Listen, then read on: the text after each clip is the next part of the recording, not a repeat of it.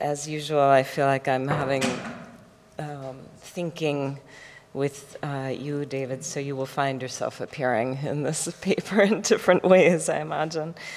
So I want to talk about repair, complicity, and accountability. I've been interested lately in what sovereignty feels like, that complex of violent regulation and expectant self-determination that leans toward one or the other of these interlocking poles, depending on the time or place. If sovereignty in both these iterations emerges in and through violence, that of biopolitical governmentality or that of Fanon's worlding revolution, it seems also worth asking what repair would feel like. I've said repair here rather than reparation in order to mark a shift in orientation, a shift similar to the one marked by a move from resistance to refusal. Repair, like refusal, is practice-oriented and quotidian. It is non-eventful and deeply historical and relational. Repair, like its nominal counterpart, urges us to interrogate the multiple scales of entanglement that have led us to the fierce urgency of now. But where reparation seeks justice through the naming of names, the exposure of public secrets, and the articulation of chains of causality, repair looks for something else. It demands an active listening, a mutual recognizing and acknowledging of complicity at all levels, behavioral evidence of profound interior transformations that are ongoing. The shift from reparation to repair indexes another, from justice to affectability. This is Denise Ferreira da Silva's term, one she uses to think through the ways popular responses to anti-Black state violence, like riots, like fires, demand a different kind of understanding, a knowing, in her words, than those usually pursued juridically. Knowing at the limits of justice, she writes, as an ethico-political praxis requires onto-epistemological accounts that begin and end with relationality, affectability, that do no more to anticipate what is to be announced, perhaps, a horizon of radical exteriority, where knowing demands affection, intention, and attention. It is an unsettled horizon, this knowing, not a blueprint, where futures uncertainly couch, and where civil society is resituated through a recognition of the limits of justice within the terrain of liberal post-Enlightenment humanism. What kind of revolution would have had to have happened for this horizon to come into being? And what kind of work can this horizon do for us, given the impossibility of true restitution?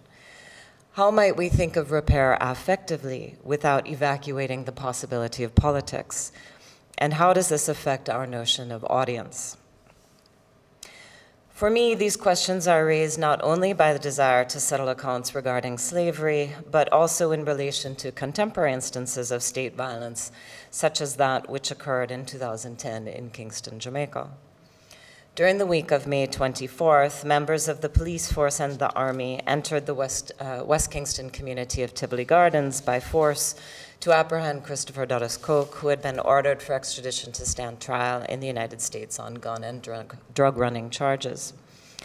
In August 2009, when the US initially issued the request for Coke, Bruce Golding, then Prime Minister, resisted it on procedural grounds that the evidence against Coke was obtained by wiretapping, illegal under Jamaican law. But by the third week in May, under pressure from Parliament and the US government, Golding announced to the nation on television that he had authorized the Attorney General to sign the extradition order. This led to a standoff between the security forces that had to find Coke and many of Coke's supporters who were bent on protecting him at any cost. By the end of that week in May, Coke had not yet been found, and at least 75 civilians were officially recognized as having been killed. The government established a curfew for Tivoli Gardens, and most movement in or out of the demarcated zone was effectively stopped, which meant that many people were unable to work, to go to school, to shop for food, or to go about the ordinary routines of their lives. This continued until June 22nd, when Coke was detained and subsequently extradited. Despite the immediate activities of various civil society organizations, it took almost 3 years for the Office of the Public Defender to submit an interim report to Parliament regarding the conduct of the security forces. As anyone familiar with Jamaican state formation knows, the 2010 Tivoli incursion is merely the most recent event in a long history of struggle related to garrison communities, the homogenous voting communities that were developed in downtown Kingston after independence to ensure support for particular political representatives in exchange for contracts and other social welfare provisions. These benefits have been mediated through the relationship between a politician and a local don, but this relationship has transformed over the years as the elaboration of the transnational trades in cocaine and weapons supplanted a previously smaller scale trafficking in ganja and strengthened the role of the don vis-a-vis the politician. This is how Christopher Dodds Koch, among others, drew the attention of the US Department of Justice. While the commission of inquiry that was called for by the public defender's report finally got underway in December 2014, a list of the dead has still not been released, and community members still feel their stories haven't been fully heard. Over the past 3 years, therefore, I've been working collaboratively with psychologist Deanne Bell and musician Junior Wedderburn to develop a film and multimedia installation project with Tivoli Gardens community residents, as well as some from other nearby communities. The project is designed to provide a platform through which West Kingston residents can recount their experiences during that week in May and can name and publicly memorialize, excuse me, loved ones they lost.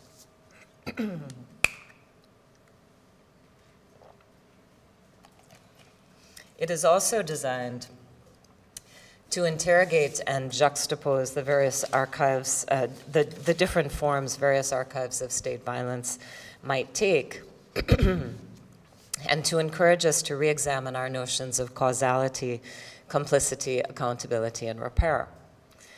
So there are many striking patterns within the narratives we've been archiving with community members, and one is the fact that, with few exceptions, when we ask community members what they think could and should happen to change their situation beyond the commission of inquiry, about which, not surprisingly, most community members are skeptical, they seem unable to articulate any kind of transformative program, instead leaving it obliquely up to the next generation or making vague mention of education or jobs programs. So this is not striking because we're looking to them for the next emancipatory political vision or because we're seeing in them the potential vanguard of resistance that will finally transform the organization of the state.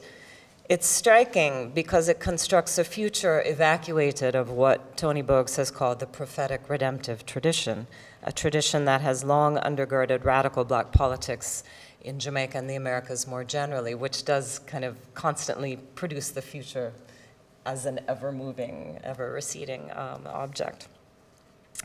We could see the Tivoli incursion then as marking the end of a particular view of revolutionary political possibility throughout the region. So this is something with which David has also long been concerned, and I just want to talk a minute about how you deal with it in the Grenada book. So David's argument here is that temporal disjunctures live on in the aftermath of political catastrophe, and that these disjunctures dislodge what had been, for the revolutionary generation, a taken-for-granted relationship between history and time.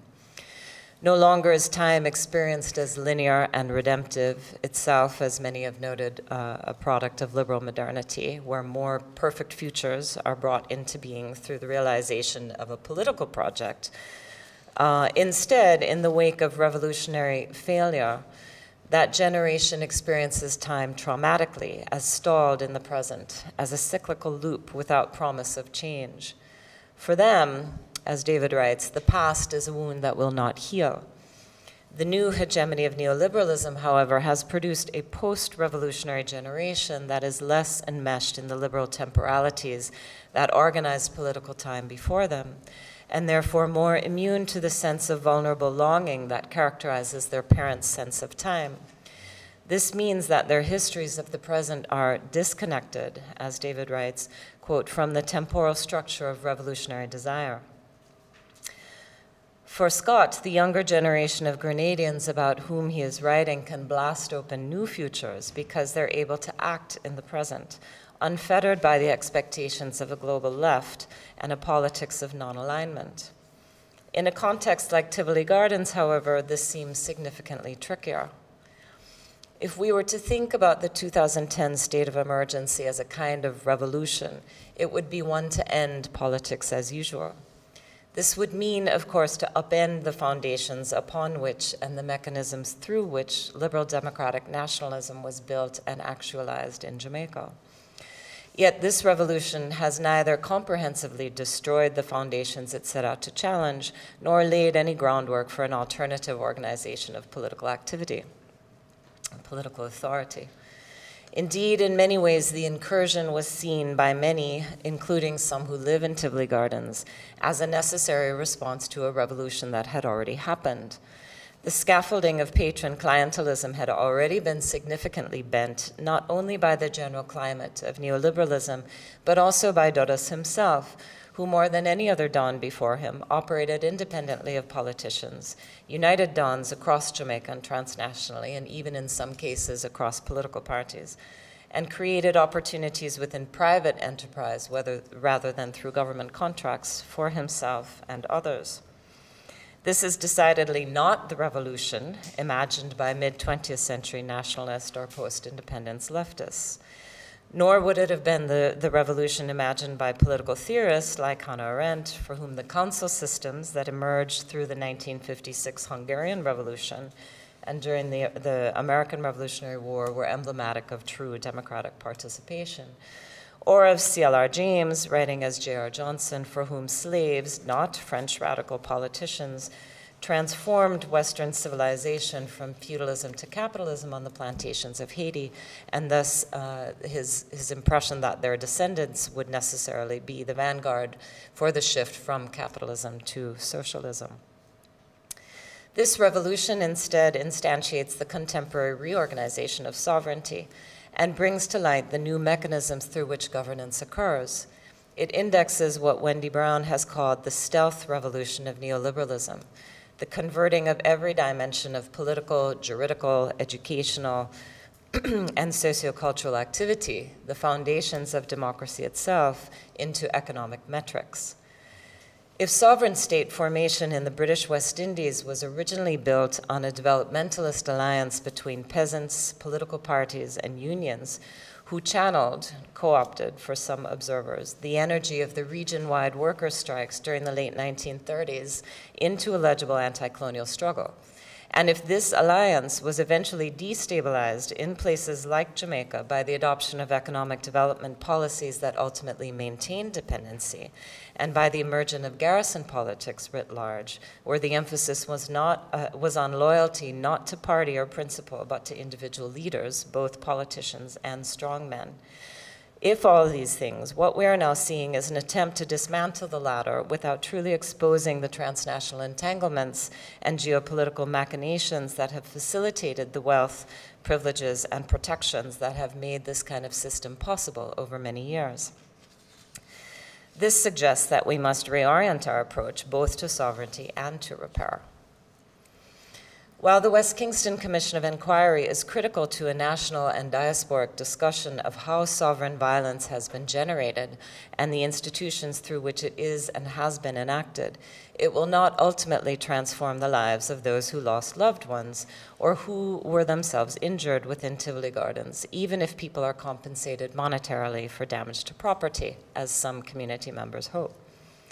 It will not suddenly enable Annette Irving, whose sister was killed during the state of emergency, to revel in the company of her nephews, whom she currently avoids because they remind her of her own loss. Nor will it stop Sean Bowen, a youth dragged from place to place downtown with his hands tied behind his back among hundreds of other men who, threatened and humiliated, were sure they were on their way to their own execution, from beginning his morning with white rum. It will not, as community members say, bring back life, either literally or metaphorically.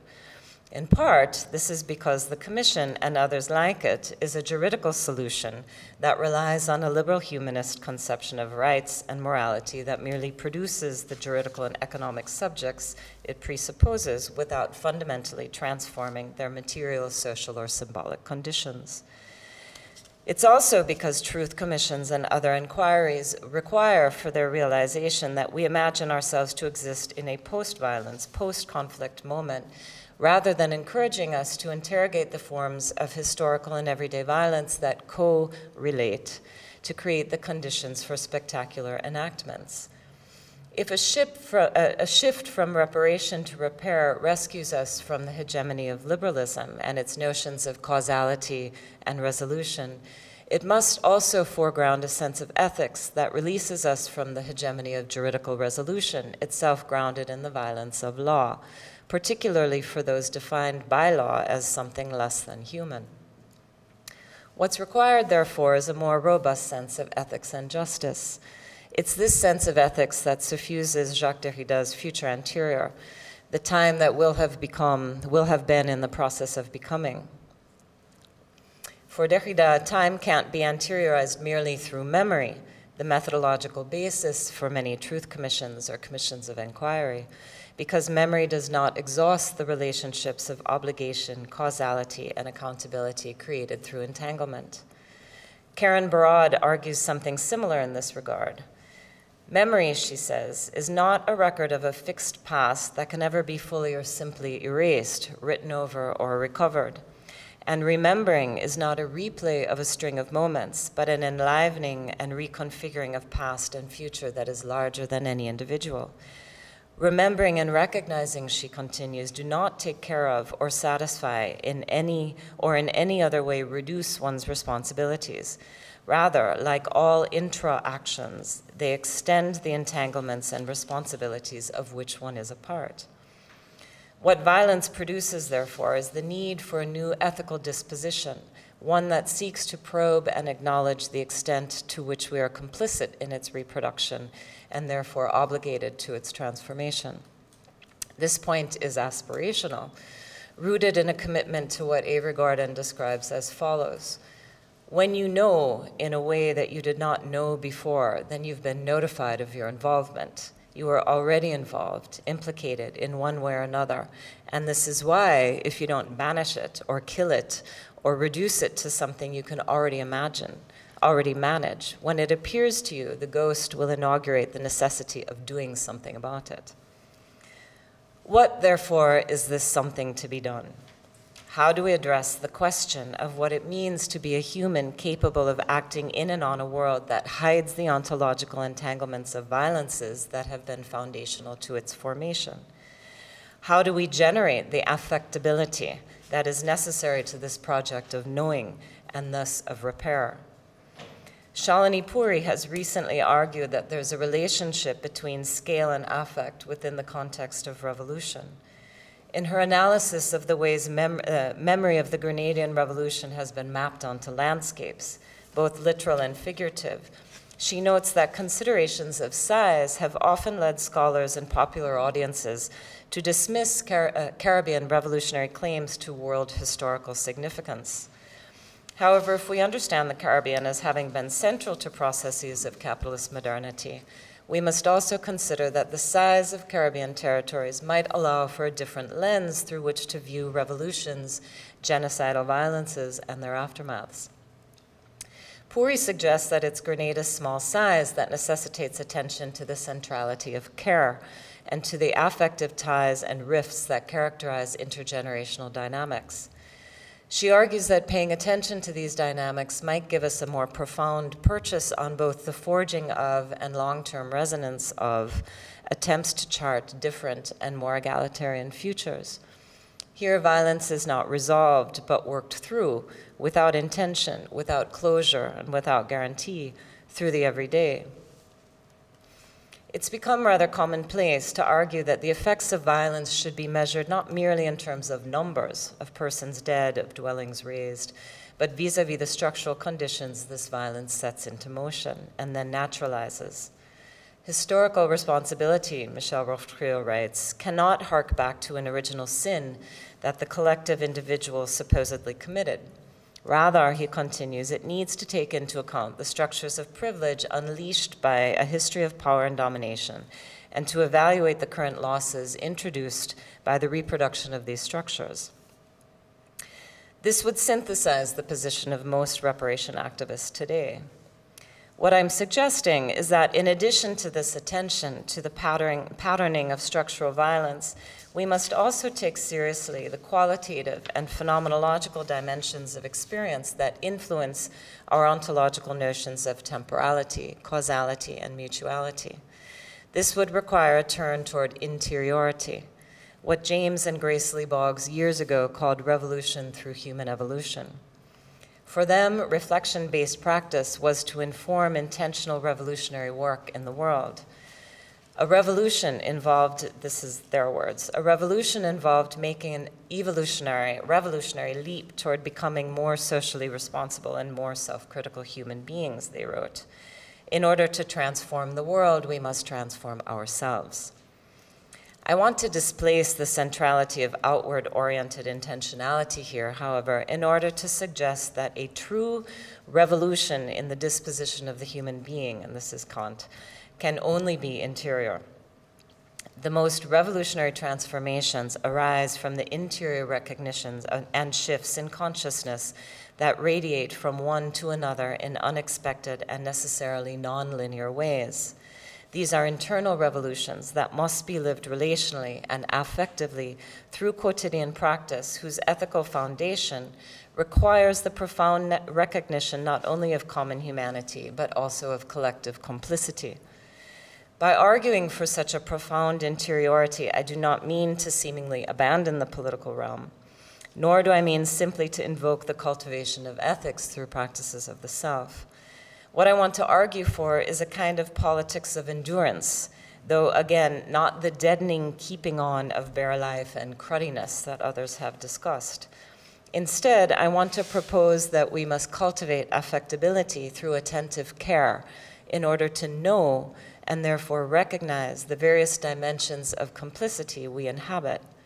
It's only through these recognitions that we can work through the complex entanglements of accountability, and only then that we can act reparatively in concert as humans.